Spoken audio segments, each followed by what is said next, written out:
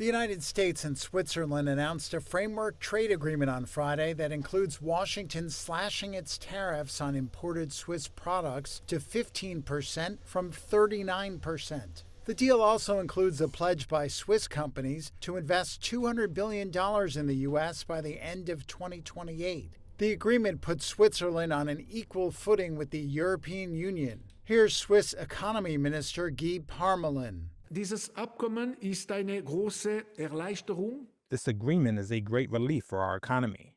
The additional U.S. tariffs have already caused considerable damage and affected almost 40% of our exports.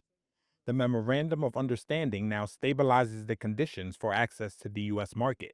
Nun die Bedingungen für den Zugang zum US-Markt. However, we cannot relax. This non-binding Memorandum of Understanding is to be transformed into a legally binding agreement in the coming months. Rechtsverbindliches Abkommen umgewandelt werden.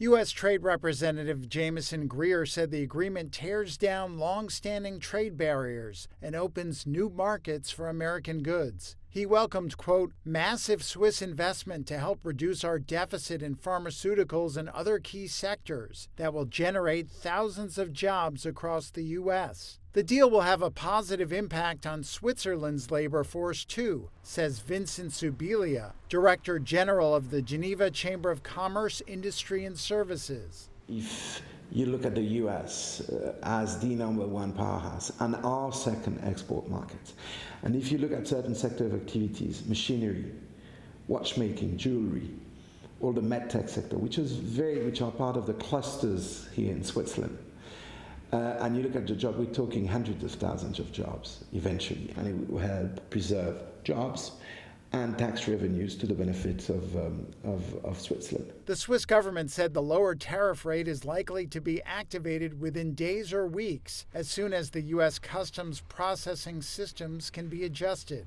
A White House statement said they aim to conclude negotiations to finalize the trade deal by the first quarter of next year.